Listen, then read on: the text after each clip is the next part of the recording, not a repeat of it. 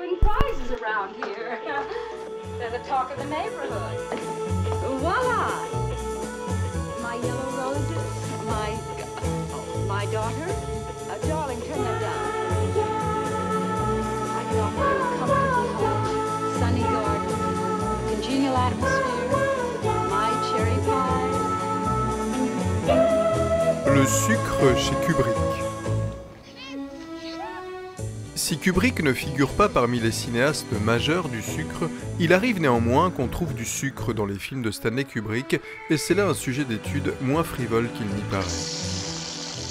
Comment utiliser le sucre à des fins expressives au cinéma, d'abord en n'en montrant pas, car rien de plus sûr et économe que l'absence de sucre pour raconter la misère.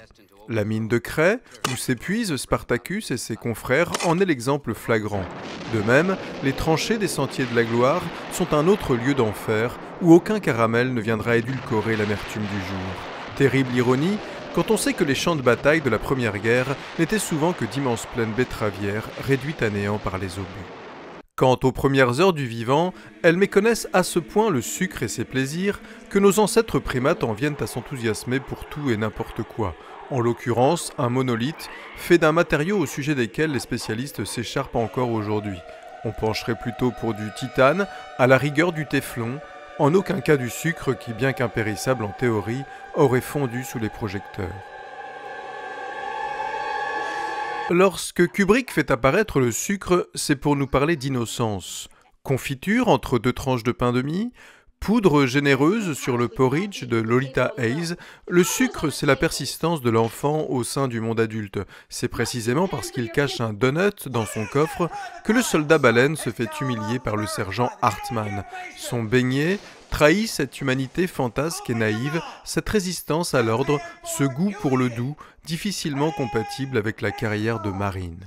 Dès lors, on ne sera qu'à moitié surpris d'apprendre que le mot « sucre » n'est prononcé qu'une seule fois dans toute l'œuvre de Stanley Kubrick, et que c'est par la bouche du général Reaper, lorsqu'exposant sa théorie complotiste, il affirme que les Russes auraient introduit du fluor dans les crèmes glacées des petits Américains. Sugar, milk, ice cream,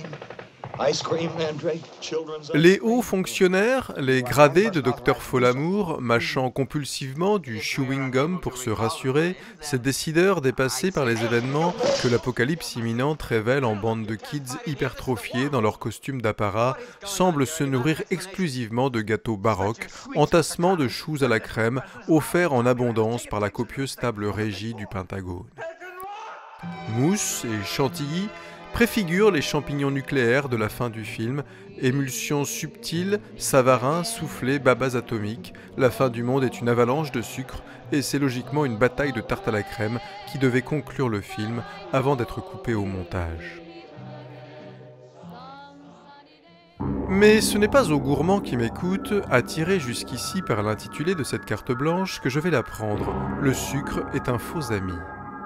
Si le plus souvent il s'oppose à ce qui est grave, s'il ridiculise l'esprit de sérieux ou la concupiscence, on découvre que placé par Kubrick entre de mauvaises mains, le sucre raconte la corruption, les mœurs gâtées. C'est le cas lorsqu'il apparaît à travers l'alcool, chez l'officier cynique au bal dégradé, ou en montagne de fruits sur la table de Crassus, contraste cruel avec la pomme pourrie de l'enfant esclave. Le cas encore sous la forme de ce Saint-Estèphe un peu trop clair, offert à Alex par son bienfaiteur équivoque, vin probablement bu par l'accessoiriste et remplacé par du sirop de fraise. Duplicité toujours dans les bonbons qu'Humbert envoie à Lolita.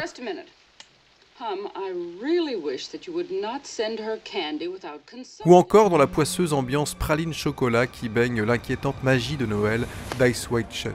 Sucre déguisé, enfin, sous les traits de la femme tentation, pâtisserie humaine offerte au désir contrarié du cobaye, piège destiné à s'assurer qu'il agit désormais en homme civilisé. Difficile de clore cette réflexion sur le sucre chez Kubrick sans aborder le problème suscité par la consommation de confiserie au cinéma, mal endémique qui n'a jamais cessé de tracasser notre méticuleux metteur en scène. Et si l'on s'imagine que ses ennemis les plus redoutables étaient les critiques ou les acteurs récalcitrants, on se trompe. Ils avaient pour nom Bunch à Crunch, Treats, Picorettes et autres Whoppers et Raisinets. Quand on sait qu'un seul paquet de M&M's suffit à anéantir l'effet de tout un concerto de Ligeti, on mesure le fléau qu'a pu constituer le sucre pour un contrôle fric tel Stanley Kubrick.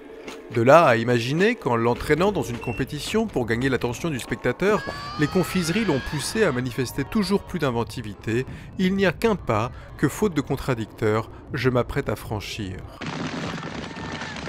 En se retirant du jeu, Stanley Kubrick a laissé un boulevard au sucre, lequel n'a depuis plus cessé d'augmenter ses ventes, grignotant petit à petit la concentration du cinéphile, comme la bactérie ronge la molaire désarmée. Cette bataille immémoriale du cinéma contre le sucre est-elle pour autant perdue? Je veux croire que non, et si cette carte blanche parvient à réveiller les consciences, j'estimerai ma mission accomplie. I'm Spartacus! I'm Spartacus! I'm Spartacus! I'm Spartacus! I'm Spartacus!